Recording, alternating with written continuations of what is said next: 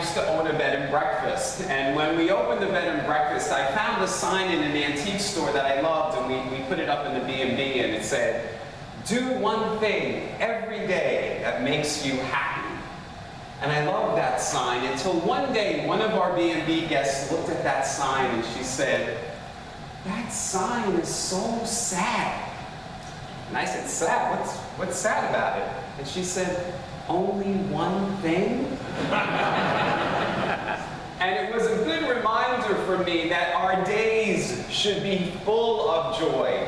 That's what God wants for us, is to enjoy this life. That's why Jesus said, "I have come so that you may have life and have it to the full." That's why I end the service every Sunday saying, "Live fully." We're here to enjoy being here. We hear in Galatians 5 that there are gifts of the Spirit that we've all been given, and one of them is joy. You don't have to get it from somewhere. It's already been gifted to you. Last weekend, for July 4th weekend, we talked about the Declaration of Independence. And we said in there, it says, our Creator has endowed us, has gifted us with life, liberty, and happiness, and joy. That's it. We've been given it. It's inside of us. And that's what we're here to do. Yet we know that so many people do not live lives of joy. They are people who are focused on worry and fear and anxiety and lack and resentment. They have joy within them, but they are not accessing that gift. They're not opening that present that they've been given. They are people who believe that joy is not inside, that joy comes from outside. That once I meet that perfect person, or once I get that job, or I build my dream house, then I'll be joyful, but not right now. They think it's an outside-in process that's going to happen in the future. Joy is not an outside-in process. It's an inside-out process. Joy is not in outer things. It is within us. This is the gift that we've been given. You already have it. If you are unhappy, the cause of your unhappiness is you. It's not in another person. It's not in a situation. It's not in the state of the world. If you're unhappy, you have one person to blame: you. Henry Nouwen, in the Words of Integration today, says it beautifully. We have to choose joy and keep on choosing it. It's a choice. We get to choose. That's why God gave us free will. We get to choose whether we're going to open that gift every day and keep opening it or not. And that's what we're here to talk about today, is choosing joy. Henry Nouwen says that there is a difference between happiness and joy. Happiness, he says, is a feeling that's based on outer circumstances. And when those outer circumstances change, then our feelings change. But joy, he said, is something different. It's not a feeling based on outer circumstances. He says joy is an attitude that defies outer circumstances. That it doesn't matter what's going on around you. Somebody's being annoying, somebody cut you off in traffic, whatever it is. You have within you the power to choose joy and to keep choosing it. That's the difference, he says, between happiness and joy. And yet so many of us are slaves to our emotions. We really don't think that we're masters over them. We think, well, Pastor Sal, if you only knew about my life, if you only knew how people treat me at work, if you only knew what my financial situation was like, you would understand why I can't be joyful. Again, you are basing your emotions and your feelings on outer circumstances. They have control over you. You've given them the power. You're a slave to them. Where you have within you the power to choose. It's an inside-out process. Henry Nouwen says, the spiritual life doesn't automatically happen to us. It doesn't. It takes work. We actually have to do the work. That's why Jesus said that the harvest is plentiful, but the laborers are few. Because so many of us don't want to do that work of choosing joy. It's easier to blame other people for our situation rather than to take control of our thoughts and our emotions. In our unison prayer that we all said together this morning, there was a phrase that said, point of choice. There is a point of choice. And when I read that, it reminded me of Viktor Frankl. Some of you may know who Viktor Frankl was. Viktor Frankl was an Austrian psychologist, and he was in the concentration camps in Nazi Germany. He was at Auschwitz during World War II. And he wrote a book after he was released, and it's a famous book called Man's Search for Meaning. And in that book, he said, between stimulus and response, there is a space. And in that space is our power to choose our response. And in that response is our growth and our freedom. I'll say it again. Between stimulus and response is a space. And in that space is our power to choose our response. And in our response is our growth and freedom. So the stimulus is somebody cuts you off in traffic. Before your response, there's a space. That's your point of choice. You get to choose your response. And in that choice, and that choice of that response is your freedom. So if you want to be free, if you want to declare your independence and freedom, you can choose to keep holding on to that grudge. You can choose to follow that person and let them know how angry you are that they cut you off in traffic. And you can keep carrying that, or you can choose differently. You get to choose. You're in control of your thoughts and your emotions.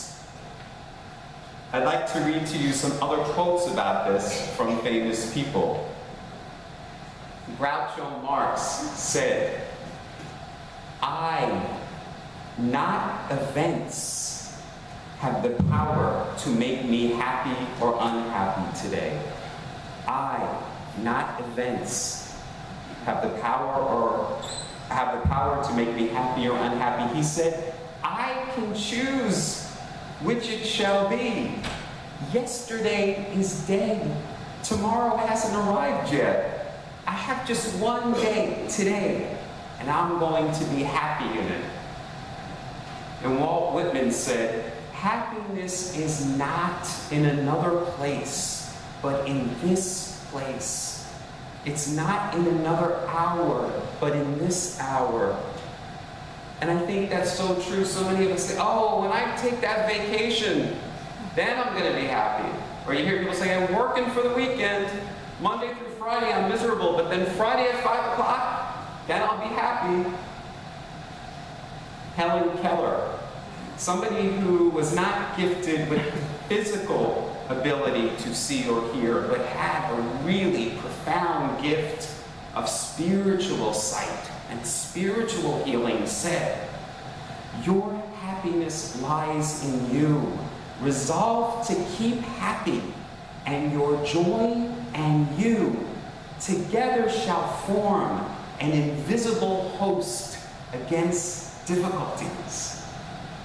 That's why I think in the Bible it says, the joy of God is my strength.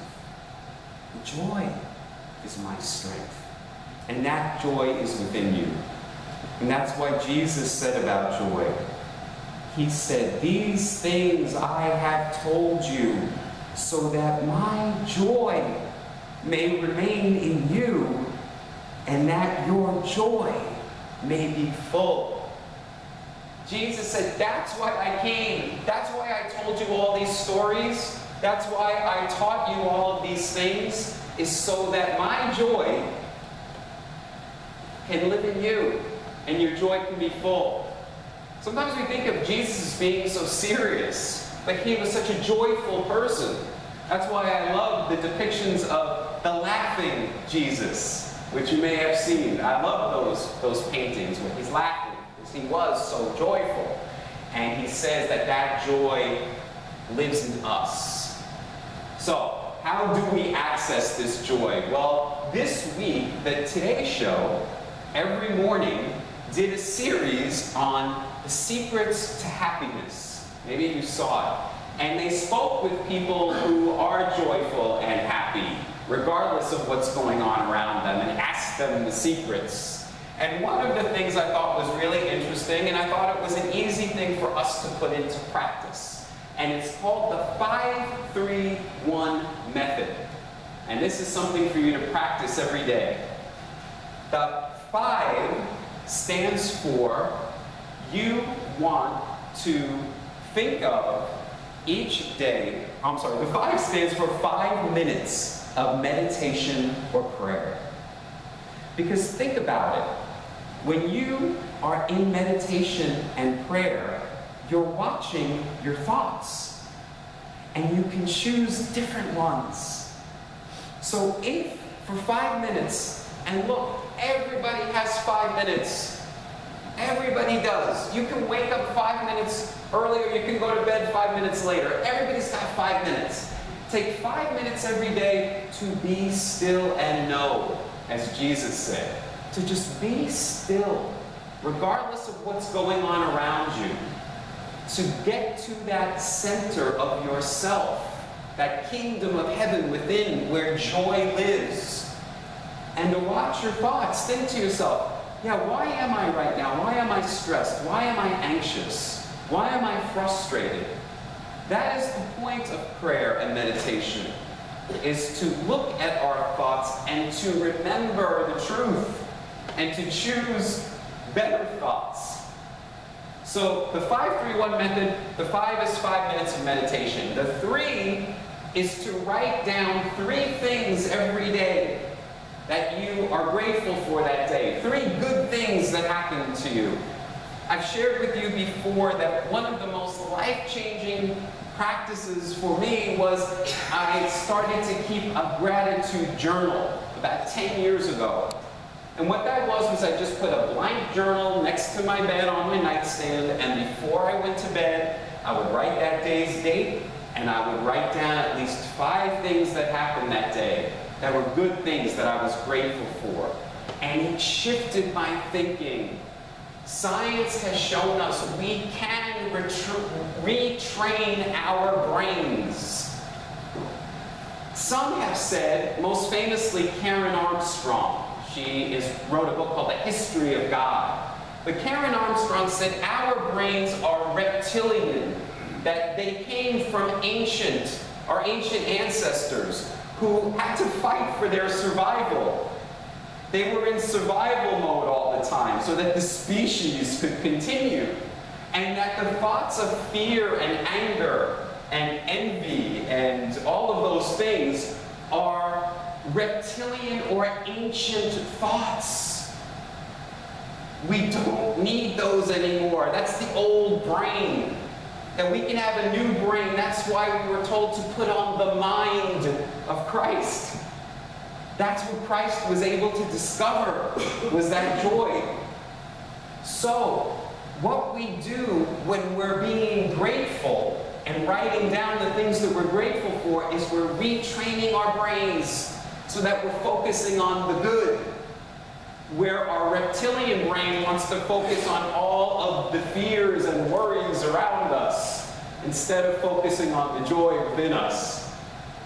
And finally, the 1 of the 5-3-1 method is do one act of kindness every day for someone.